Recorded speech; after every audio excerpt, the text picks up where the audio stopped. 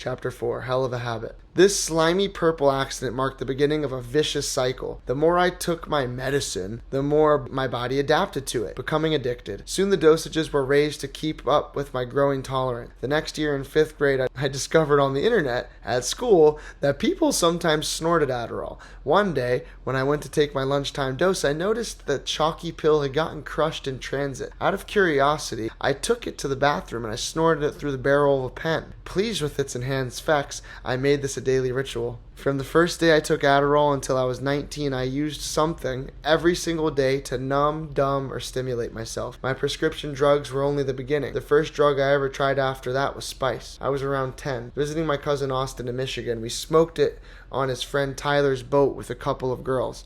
They were all around 15. The experience didn't leave much of a mark on me. I just remember feeling really zooted out and out of it.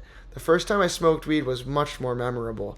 I was visiting Austin again around Christmas. At a flop house with him and some of his friends, we all sat on a couch hovering over a nug. Austin ground it up and evenly lined it in a rolling paper with a tiny green crumbs. For some reason, no, it was actually a blunt. He popped in a filter and rolled the blunt tight, brought it to his lips and gave it a lick to seal the deal. He wedged the filter between his lips, lit it with a Bic lighter, and took 2 huge puffs. Smoke rolled out of his mouth like it was a fog machine. "Here, bro," he said, taking the joint out of his mouth and holding it out for me. I took it from between his fingers and brought the filter to my mouth. A sweet, earthy smell filled my nose. I closed my lips and inhaled. My lungs were on fire. "Fuck, man. That shit is..." My voice trailed off and a wave of calm euphoria spread through my head. "Nice. What did he said? It's sour D." "Yeah," I said, acting like I knew what that meant. "I feel great." It was like everything tickled my senses. "Bricks" by Gucci Mane blasted through my whole body. I chuckled out loud. This is the best thing ever, I thought. I'm going to do this all the time, always, forever. Fucking 10 years old. We sat there and smoked the rest of the joint before my mom picked me up to go to the airport. I was a little bit concerned she'd know I was high. I was certainly acting high. I ate 4 Coney dogs in a matter of minutes, but to my surprise, she said nothing about it and was focused on getting us to the plane. After that day, everything changed. The feeling of being high, the vibrations of Gucci Mane, the haze of the flop house. I wanted more of whatever that was. When I got off the plane, I hit the ground running. There was only one place in St. Pete I was confident an 11-year-old could score some weed. It was downtown, right by my dad's law office near Janice Live. Before the city destroyed all the bus stops there in 2018, Williams Park was home to a horde of homeless addicts. Well, for sure, we'll podcast about this. This part's really fucking good. It was a scene that captivated my curiosity. Single block grass park speckled with trees, a few monuments surrounded by black bus stop shelters. Each bus stop had its own little subculture, which often revolved around the type of drugs that people were using. All the heroin junkies hung out at the bus shelter away from the crackheads. The whole world of Williams Park flowed around a large bandstand with a diamond-shaped roof. I had always passed the park on my way to get sodas while hanging out at my dad's office down the street. Every time I went by, the people who lived there would ask me for change, make conversation, or occasionally spit freestyles. This time, I was there for business. I made my way down 2nd Avenue in my Pabst Blue Ribbon longboard, rolling toward the bandstand roof, which poked out above the green oaks. As I got closer, I saw an older black man with a goatee standing on the corner of 3rd and 2nd. I walked up to him and said, "Hey man, do you know where I can get some weed?" "Hey, little jit," he said, smiling with 3 teeth. "You want some chronic?" "Yeah." He said, "Follow me." He walked down toward the amphitheater. Behind it, at one of the bus shelters, 2 black men sat on a bench. They both looked to be in their 20s. The toothless man nodded his head at them and spoke. "Hey yo, New York. Hey yo, Mac. What's good?" The one he called New York said. His braided hair wore a big white tee and baggy jean shorts with a red bandana tucked into his back pocket. "This little jit wants some chronic." "Aight, little jit," New York said, smiling. $10 for a gram, 20 for a dub, 35 for an 8. He said, "Here." I said. I pulled out a $10 bill my dad had given me for lunch and handed it to them. New York took the bill and stuck it in his pocket. He stood up and reached for the black bus stop roof, pulling down a box of Newports. He took out a single cigarette and dropped the box on the ground. He lit the cigarette and began to smoke. The guy named Mac, who wore A backward red cap sat there watching me intently. He had one arm tucked behind the other, which was in a cast and a sling. I figured he probably had a pistol concealed in there, like in the gangster movies, which he did. I stood there, confused, wondering if I had just been ripped off. I looked at the homeless guy who had brought me over. He nodded down at the cigarette carton on the ground. I bent over, picked it up, opened it, inside a little small plastic bag with 2 green nugs in it. I shoved the weed in my pocket. Damn, these boys are smart, I thought, appreciating the artistry and their discreet methodology. Aight, lil jit, take it easy with that, Max said. This shit will get your ass toasted. Roasted like the streets without a focus, added New York. Max smiled and looked at his friend. Smoking with no exhale, call it ghosted, I said. Hey, yo, New York said. Lil jit got bars. Fuck yeah, you do, said Mac. Yo, lil homie, what's good? A wave of happiness and excitement tickled my chest. I smiled. What's good is I'm gonna go back to my dad's crib and smoke this before he gets home, I said. I paused for a second, looking at the two of them. I felt a great deal of admiration for them and longed to get closer. Look at these 2 cool-ass dudes getting it out the mud, I thought. I gotta learn how they do it. Obviously, that's how I was thinking because I was always listening to Gucci Mane and shit. Do you guys want to come? I asked. Oh, hell yeah, Max said. Shit, this must be how white people feel when they get invited to the barbecue, said New York. The men collected all their product, loaded up the bikes, and offered me a ride. I accepted, got on the handlebars. My 2 new friends headed off to my father's condo to escape the hot Florida sun and smoke in the shade. Do you have something that you're thinking is worth saying? Yeah, that was chapter 4. Oh, that's it right here? Alright. Alright, we're rolling. So, you met this Rasta at age 10. How did you meet him? Or next to this mall growing up called Tyrone Square Mall.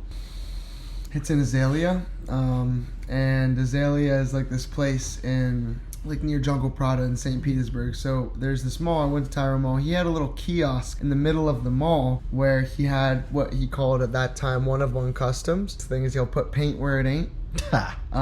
So yeah, the one of one custom. So I went to the mall with my mom and I saw this guy and I immediately was like attracted to him, you know. I was like, oh, this dude looks cool as fuck. And I'm like, whoa, he's like hand painting shirts and pants and shoes. I'm like, holy shit, that's really cool. He just had this little kiosk in the middle of the mall, teeny ass kiosk, and he just, you know, he was painting shoes and shit, and it was really, really cool, man. So my mom bought me like I had these old ass beat down freaking Airwalks or Air. Oh, I remember Airwalks. Airwalks, yeah, those skater I love Airwalks, shoes, yeah. Or before Payless Shoe Store purchased them. Yeah, this is like, I think, or maybe not before that. Maybe it was just like when they were cool. Now they're kind of like, I feel like are different, but they used to be on like kind of cool. So yeah, he painted the SpongeBob characters on it for me for like $50. That's what you see here holding this was like years later.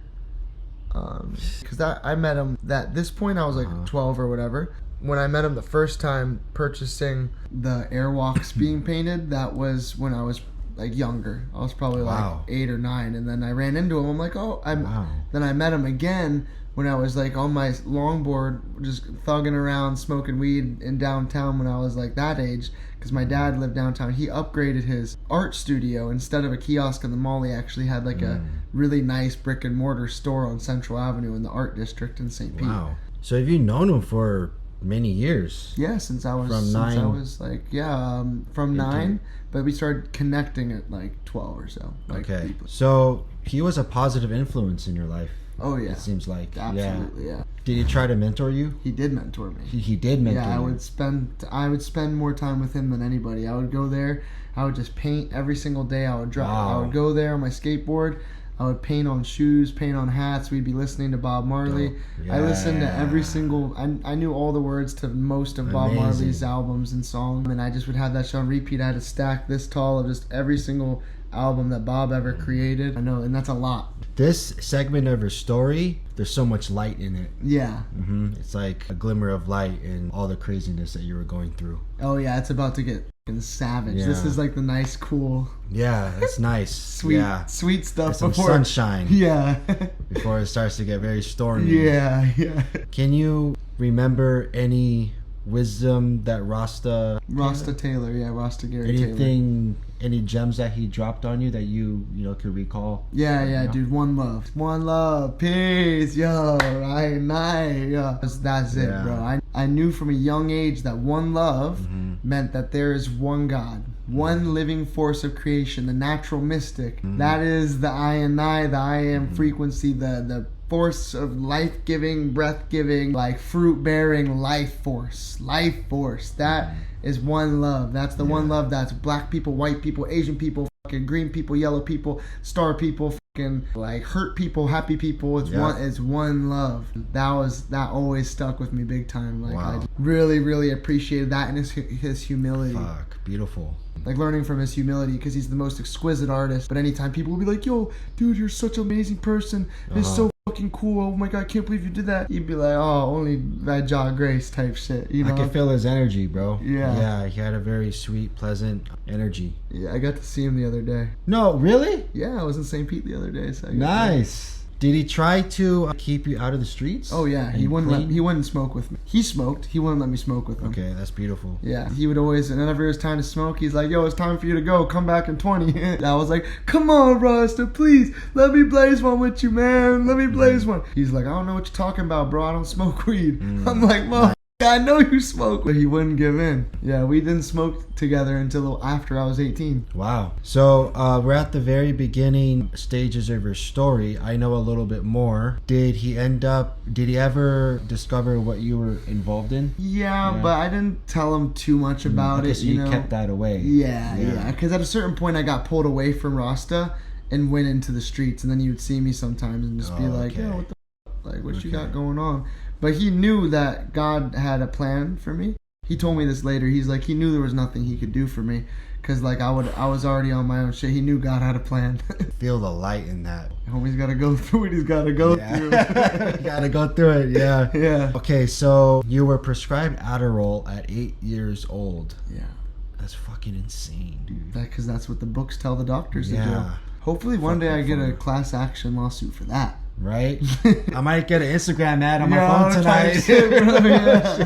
Yeah, you know, because I got 2 phones right there and they be listening to this conversation off top. Yeah. It's bugged, bro. The room is bugged. Yeah, for real, though. Adderall at age 8 because you were just wilding. You were really talking like that? Oh yeah, bro. When I was You're talking like a wigga? before I met New York and Mac and all them, I was still talking like that because all my childhood, bro, it was even before Trap House. Trap House 2, fucking like put the pounds in the trash can, what you do the dishes. Don't nobody fuck up my kitchen. By the old school and the 70s, 60s, bro. I thought I was so hard. Every day, watching that YouTube video of Gucci with all the red bandanas, the crazy cars, trash bags of weed, and looking at it, I'm like, bro, that's my people right there. Like, I fuck with that. I'm gonna be just like that when I grow up. They say rap music doesn't corrupt kids. Ignorant. Huh? Ignorant. It does corrupt kids. Absolutely. Yeah. I wouldn't have went through what I went through if that wasn't normalized. It also corrupted me, not to the extent. Yeah, it did corrupt me. I don't think to the extent that it did. Yeah, but I didn't get into Gucci Mane until I was like a late teenager. Oh, really? Yeah. Big Cat I was listening to that. Big Cat LaFleur. Now we don't fight fair. Yeah, that's like his later stuff. But oh yeah, but you were. Oh, is it? Okay. Isn't it? I don't know. I only know his old stuff. I wasn't a big fan. For OJ the Juice Man. Shit. Hey. Yeah. Hey. Okay. I was heavy into gangster rap, but you know, on the West Coast. Yeah. Wow. Okay. So you got introduced to Gucci Mane just because that's just like what was around, kind of just. Yeah. I think I just took it real serious. Yeah, sounds like damn, bro. Yeah. My parents did a good job on keeping me away from rap music, but I love hip hop. Right. Like, man, it's spiritual for me, bro. There's a difference between hip hop and like ghetto rap. I feel like hip hop's one thing. It's a genre. That's what KRS-One says. Oh yeah. Yeah, he's the pioneer of hip hop. KRS stands for Krishna. Really? Yeah, so KRS-One, born in the South Bronx, which is the origin of hip hop. He is a evolved being. And he was homeless, I think the age 13 or 15. He saw, the birth of hip hop, like in the park. Right. You know, he saw it just manifest right before his very own eyes. Started, with DJs and then MCs, just rapping over break beats. And then he told his mom, he's like, I'm gonna do that. I'm gonna be an MC. His mom wasn't having it. I don't know if he got kicked out or he left on his own. And then he went into a group home. Just out and about, he came across S-Con, the Hare Krishnas. keep in mind, he's in South Bronx in the hood. He's hanging out with S-Con people, chanting Hare Krishna, you know. And he would go back to the group home. They gave him that name. They wrote on his fucking official like application to go into the group home, Krishna Parker. His real name is Lawrence Parker. So that's how he got his name, KRS-One. Wow. Yeah, that's crazy. And he wrote a book called The Gospel of Hip Hop, and then he teaches how hip hop is an ancient civilization that just came that rebirth in the modern day. Okay. Interesting. Yeah, so he teaches like the spirituality of hip hop. That's cool. I would love to listen to. That's a cool story. And Congo has a whole story on how he met KRS-One, gave him his CDs, you know, like to Chris. And he was like, "Yo, Congo, your shit is dope." That's really? what he said to Congo. Yeah. Wow. Yeah. He actually listened to it. That's hip hop seems like it was a very key element of my life. In your life. Yeah, I was writing music when I was that young. Yeah, really? Oh, yeah, I was writing music when I was in 4th grade. Dope. I was writing poetry influenced by my dad at like 7, 8 years old. Yeah. But I didn't like sit down. It's like, okay, I'm gonna write raps because I wanted to be a rapper. At age 15. I wrote my first rap on LSD. Wow, yeah. That's crazy. So anyways, what else? More about that coming later, guys. You guys know me as Kashi Light. I have my old rap on SoundCloud. You can search up Keefe-Matic. That's a dope ass name. Yeah, Keefe-Matic. And that's my rap name when I was a kid. I was like 14 to... That sounds like on some hip hop shit too. You're not like Keefe. I was like on some OG Keefe or like... It was just the pain, bro. It was the pain of the struggle. It was about thugging, drugging, ripping, running, robbing, stealing, cheating. Wow, and I got it all right there, bro. It's crazy. I gotta go back and listen to it sometimes. I'm like, so Adderall, age 8, and then you started to rail Adderall. That's crazy. How long were you on it? On and off for my whole life. When did you officially stop? 19. Damn. Oh, you're gonna hear all about that. Yeah, I don't want to spoil anything. You're gonna hear all about it. You think that me doing Adderall till I'm 19 is wild. You're about to hear some shit, homie. Okay. But then you smoked weed for the first time at age 10. Or so. With your cousins. Yeah. Wow. Yeah, there's a lot of parallel things in your story. I first smoked weed when I was 11. Wow. Did you become a pothead? Oh, dude, yeah, I'm from Cali, man. Wow. When you were 11, you were blazing constantly? So when I was age 11, probably smoked weed like 5 times. And that was in 7th grade. 8th grade, I upped it. It was a little more. But 8th grade summer, yeah, I'm a stoner. Wow. Trippy, yeah, dude, it just consumed my life. Oh, yeah, you can relate. I was trying to be like, I started to sling it. And like, I was trying to, have that persona. Yeah.